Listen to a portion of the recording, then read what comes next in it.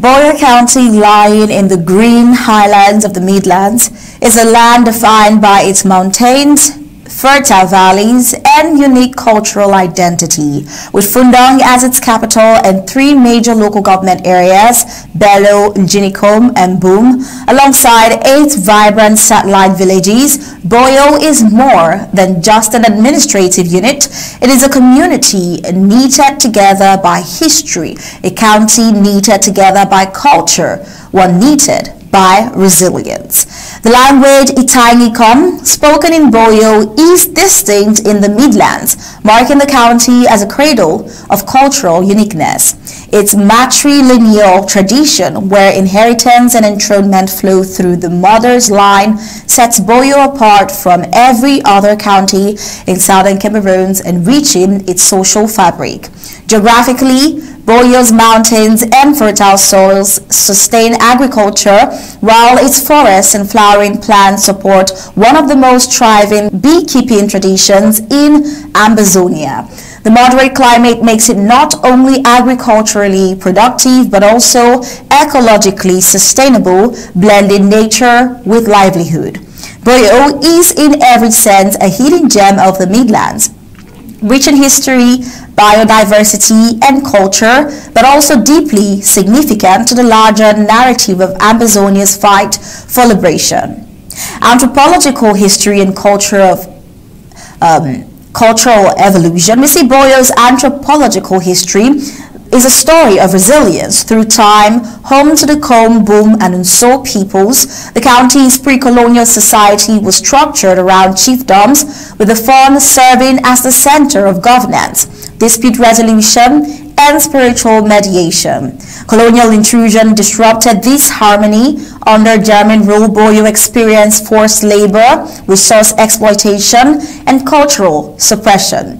When the British came, schools came with it, churches, and Western governance, but also the seeds of alienation as traditional structures gave way to external influences. Yet Boyo did not fold. Instead, its people adapted, resisting where necessary, and preserving their indigenous languages, beliefs, and governance styles.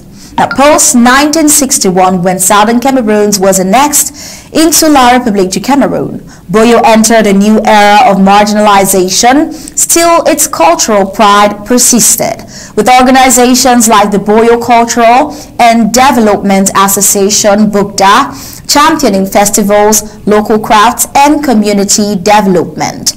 This cultural resilience remains Boyo's shield and weapon in the struggle for liberation, reminding Amazonians that preserving identity is itself an act of resistance.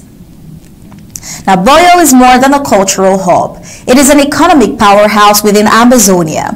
Its highlands, standing between 1,200 and 2,000 meters above sea level, produce some of the finest Arabica coffee in West Africa, shade-grown, organic, and nurtured through sustainable practices. Boyo's coffee is a global treasure, yet its farmers remain trapped in cycles of exploitation, which even lead to benefit from their world-class crop. Now, beyond coffee, Boyo's fertile soils sustain food crops, livestock, and an expanding honey industry powered by the county's flowering grasslands and dense forests. Now, this makes Boyo not only a contributor to Ambazonia's food security, but also a symbol of how agriculture can empower people economically. Tourism adds another layer to Boyo's potential, with wonders like the Lake Oku, Mbi Crater Lake, and the Nkofem waterfalls. Boyo offers landscapes that rival the best ecotourism sites in Africa. Rare species like the gray-necked rockfowl attract global ornithologists, while eco-lodges offer immersive cultural experiences. Yet again, the paradox is clear. Boyo is rich, but its people are kept poor. Liberation means reclaiming control over these resources, ensuring the agriculture and tourism serve the people first and not external exploiters. Now, perhaps the most defining feature of Boyo's contribution to the struggle is the towering legacy of Augustine Ngog Jua from 1921 to 1999. Born in Boyo, Ngom Jua became one of the most fearless political leaders of southern Cameroon. His life was marked by unyielding resistance against injustice and betrayal. As Premier of West Cameroon in the 1960s, he championed autonomy, self-governance, and economic empowerment, values deeply rooted in Boyo's traditions. His establishment of the Boyo Farmers Cooperative Union was revolutionary, proving that economic independence is the cornerstone of political freedom. Ngom Jua understood unity. He worked tirelessly to bridge divisions, empower farmers, and strengthen local communities, teaching that liberation is not only a political struggle, but also an economic and cultural one. His legacy today is both a warning and a guide.